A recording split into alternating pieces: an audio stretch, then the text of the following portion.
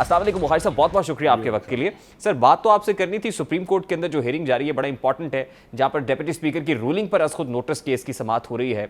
एक और समाअत हुई, कल तक के लिए फिर मुलतवी कर दी गई है। लेकिन पंजाब में जो सिचुएशन बनी कि अपने ही डिप्टी स्पीकर के खिलाफ तहरीक एतमाद ले आए, इजलास के बारे में पता चला 7:30 था, लेकिन वो इजलास नहीं होगा, वो मुसर है कि 16 को ही बुलाया जाए। ये ऑपोजिशन जमातें अब क्या करेंगी? देखिए, बहुत तकलीफ से बात है, जो कुछ भी मनाजर आपने अभी देखे टीवी पर और जो अभी चल रहे हैं, ये सब कुछ जो है, मुझे इस पर और ज़्यादा तकलीफ़ इसलिए है कि चौधरी परवेज़ इलाही साहब, जिनकी रवायत है पूरे ख़ानदान की कि उनके यहाँ जमहूरियत और उसकी जो रवायात हैं उसको बहुत स्ट्रांगली फॉलो किया जाता है, उनके होते हुए असम्बली के बाहर खारदार तारे मैंने अपने पूरे 55 साल कैरियर में पहली दफ़ा लगती देखी। यानी ये अनप्रेसिडेंटेड भी है, अनकॉल्ड फॉर भी है, अनफॉर्चुनेट भी है। तो जो मंजरनामा इस वक्त असम्बली का है, लोग वहाँ से गुजरते हुए देख के क्या कहते होंगे, ये पाकिस्तान की जमहूरियत किस तरफ जा रही है। एक तो ये, दूसरी तरफ ये है कि वजह इसकी बिल्कुल वाज़ेह है कि अपोजिशन इस वक्त स्ट्रॉन्ग है। कैंडिडेट हैं चीफ मिनिस्टरशिप के जनाब चौधरी परवेज़ इलाही साहब भी और हमजा शहबाज भी। चौधरी परवेज़ इलाही साहब को सपोर्ट हासिल है पूरी PTI की, लेकिन PTI पूरी नहीं है। ये उनकी आप मिसफॉर्चून कह लें, जो भी कुछ कह लें, कि PTI तो अब से नहीं 2018 से बटी हुई है। Sorry to interrupt you, 200 numbers कह रहे हैं हमजा साहब के साथ हैं, 139 है जो चौधरी परवेज इलाही के साथ हैं। यानी number game is quite clear. तो इजलास अगर 6 को नहीं 16 अप्रैल को बुला लिया जाएगा तो क्या ये नंबर्स, ये टर्न द टेबल्स वाली बात हो जाएगी, रिवर्स हो जाएंगे? बिल्कुल ऐसा नहीं होगा, बल्कि ये और ज़्यादा बदतरीन होगा इससे।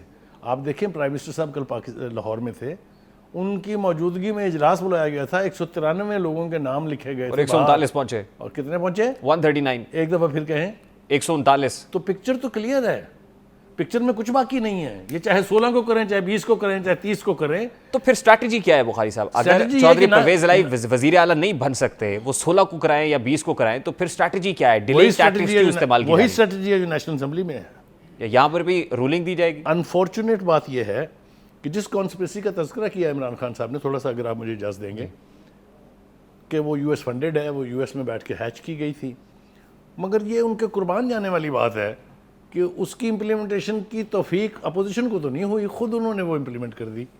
उनका मकसद यही था ना अपोजिशन का, अगर वो कॉन्स्पिरेसी थ्योरी ठीक है कि इसकी हुकूमत ख़त्म की जाए, उसने हुकूमत तो उन्होंने ख़त्म कर दी अपनी।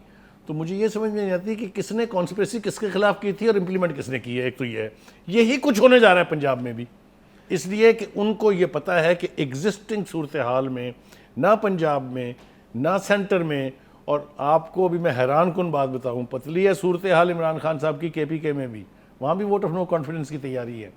तो इसको फेस करने की बजाय, इसको डेमोक्रेटिक नॉर्म्स के मुताबिक चलने की बजाय, जिस तरह से सेंटर में हुआ उसी तरह से पंजाब में होगा। और मैं आपको एक बात बताऊं, पाकिस्तान का शहरी चाहे पढ़ा लिखा है चाहे नहीं है, माफ़ नहीं करेगा वो जो कुछ भी इस वक्त असम्बली में हो रहा है। लेकिन वहाँ सब एपरेंटली ये लग रहा है कि तहरीक इंसाफ ये चाहती है कि इलेक्शंस ही कराए जाएं। वो बेशक हमजा साहब उधर हैं, उधर चौधरी परवेज इलाही हैं, इसका मतलब है कि उनकी जो वजारत आला के सपने थे वो तो चकनाचूर हो गए, क्योंकि तहरीक इंसाफ ये चाहती है कि इलेक्शंस हो। और अगर इलेक्शंस ही कराने हैं तो फिर आपने बुज़दार साहब से इस्तीफ़ा क्यों लिया? फिर आपने चौधरी परवेज इलाही को वज़ीर आला क्यों नामजद किया? फिर आपने गवर्नरी क्यों खींच ली चौधरी सरवर से? अगर इलेक्शंस ही कराने थे तो ये बड़ा आसान था, असम्बलियाँ तोड़ते, इलेक्शंस कॉल कर देते। मेरा ख्याल है ऐसा नहीं है, इससे थोड़ा सा कुछ हटके है। इलेक्शन कराने का अगर उनका मकसद होता तो फिर तो वोट ऑफ नो कॉन्फिडेंस पास होने देना चाहिए था, यही होता जो कुछ अब हुआ है। नहीं, वो तो ईगो आ गई ना फिर। लेकिन वो ये नहीं चाहते हैं, वो ये चाहते हैं कि असम्बलियाँ डिज़ोल्व हों, ये सारे फारग हो जाएं और हम किसी न किसी बहाने जो है, चाहे वो इंटरम सेटअप कह लीजिए या जो भी सेटअप कह लीजिए, काफ़ी देर तक वो हुकूमत में मौजूद रहें।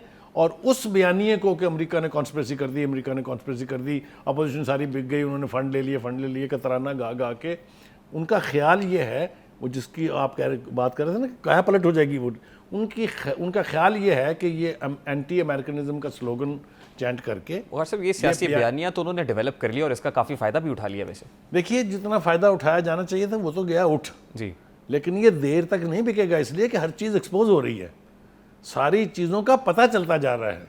अभी ये सिक्योरिटी एजेंसीज़ की जो वेरिफिकेशन मांगी है ना अपोजिशन ने, और ख़ास तौर से अदालत में भी जिसकी बात हो रही है, उन्होंने अपनी पोजीशन स्टेट कर दी हुई है। उन्होंने फॉरेन कॉरेस्पोंडेंट को इंटरव्यू में स्टेट कर दी है कि we did not find any clue of any conspiracy और any foreign funding at all. इसके बाद क्या ढूंढना बाकी रह गया भाई? कल बड़ी जज्बाती मीडिया टॉक थी शहबाज शरीफ साहब की। मौलाना फजलुर रहमान साहब ने कल एक टीवी चैनल पर इंटरव्यू दिया है और उन्होंने न्यूट्रलिटी के ऊपर भी शक का इजहार किया है। तो क्या वजह है, क्या ऑपोजिशन जमातें वाकई मायूस हो रही हैं और वो जो गैर जानिबदारी उनको दिखाई दे रही थी वो आंसर भी कहीं ना कहीं डिफ्यूज़ होता हुआ दिखाई दे रहा है आपको? देखें, सबसे पहली बात तो ये है कि जो मौलाना फजलुर रहमान की गुफ्तगू है उसके अंदर तो बड़े वाज़े इशारे हैं और बड़ी वाज़े धमकियाँ हैं। उन्होंने तो कहा कि ये जो हम नाम लेने से हर कोई ग्रेज करता है, हम फिर नाम लेने शुरू करेंगे। हमें पता है कौन से इदारों में कौन कौन बैठा हुआ है।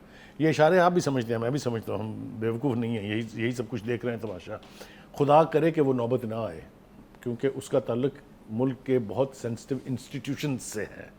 लेकिन अगर ये बात ठीक है कि सिक्योरिटी कमेटी की मीटिंग में तीनों सर्विसेज चीफ ने डिसोन किया था इस बयानिए को कि कोई कॉन्स्पिरेसी हुई है, कोई फॉरेन फंडिंग हुई है, तो फिर ये बात आम आदमी तक पहुंचनी चाहिए। ख़ैर साहब, एक सादा सा सवाल है यार, खुदा के लिए आपका कोई सवाल सादा नहीं होता। ऑपोजिशन जमातों से हाथ तो नहीं हो गया?